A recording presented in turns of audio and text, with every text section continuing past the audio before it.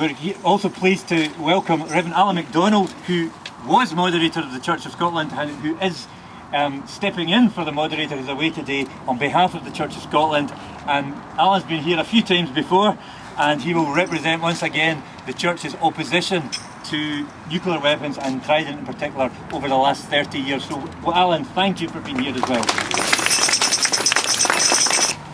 Thank you very much. It's very good to be here today. Can I just echo what Keith was saying about how good it is to be speaking together again. I'm here today representing the youth wing of the former moderators of the General Assembly of the Church of Scotland. And I'm delighted to be able to bring the greetings of the moderator of the General Assembly today, and I do that wholeheartedly. And it's wonderful to be with Keith again. I have to say, when Keith and I went to Old Firm games, there was never any trouble.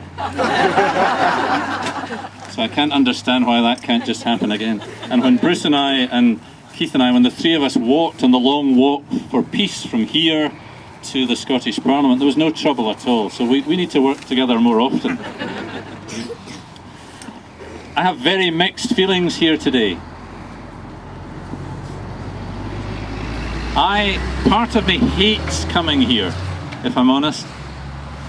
I've been here many, many times, and to be on this road again, part of me just hates to be here, because right here, we're as close as you can possibly get, I think, in this country or around the world, to crucifixion and death, weapons of mass destruction that we could never find in Iraq are right here in our country, just behind that fence, in those hills over there.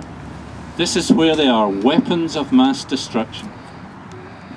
And so we're very, very close to the centre of death in many ways. And so I always find it very, very hard to come here. And yet, I say I have mixed feelings today, because we're here not to think simply about weapons of mass destruction, which all Christian denominations in this country condemn.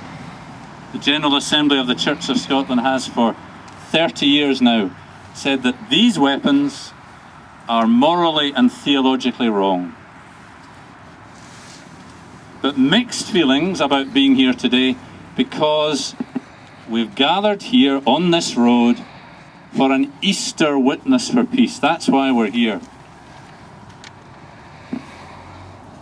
And there's a beautiful part of the Easter story about being on the road to Emmaus. You will know it well. On that day, when the disciples were so grief-stricken and distraught because of the presence of crucifixion and death and burial, and they couldn't take in the resurrection. And you remember that two of them were on the road. One of them was called Cleopas, and they were walking to a place called Emmaus, about 7 miles from Jerusalem. And as they were walking along, distraught, broken-hearted, haunted by the presence of death and evil, a stranger came alongside them and walked with them. And as they walked along the road, you remember he said, "What is it?" And they didn't recognize him. And they told him why they were so haunted by death and failure and the shadow of evil. And he listened to them and then talked to them from the Holy Scriptures. And they still didn't get who this was. And then eventually, you remember that lovely moment when they got to where they were going and they were going to stay the night, and he was about to leave them, and they said, no, come and join us. And he came and joined them for hospitality, and it was when they shared bread together, when they shared what they had together, that their eyes were open and they recognized him in the breaking of the bread. They recognized the crucified and risen Christ had been with them. And then he vanished, and they continued on the road. My brothers and sisters in Christ, we are on the road to Emmaus. The road to Emmaus didn't stop 2,000 years ago, it goes on. We are on the road today. That's why we're here. We're literally standing on the road outside Faslane. And part of our calling as Christian people in our land today is to do whatever we can to rid this country and this world of what's behind these gates. Part of our calling is to follow the crucified and risen Christ on the road. And you know, to be prepared to be surprised. Mixed feelings I have, you have, I'm sure, to be here because we're so near to all that is wrong about human nature. And yet, we can be joyful today because this is an Easter witness for peace. And we are on the road. Surely we are on the road.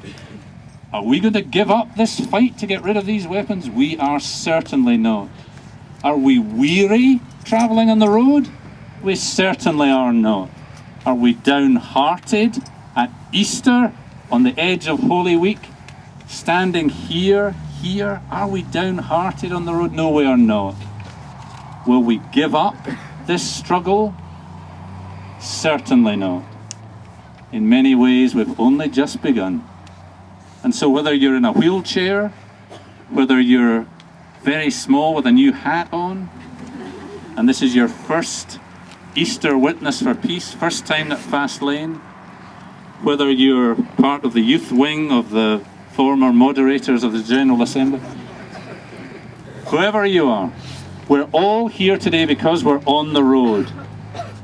And my brothers and sisters, the road to Emmaus goes right past the gates of Faslane. And it will keep coming right past the gates of Faslane until these gates are open.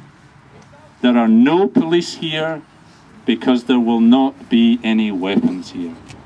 And we'll keep coming on the road until that day comes. Peace be with you, and happy Easter when it comes.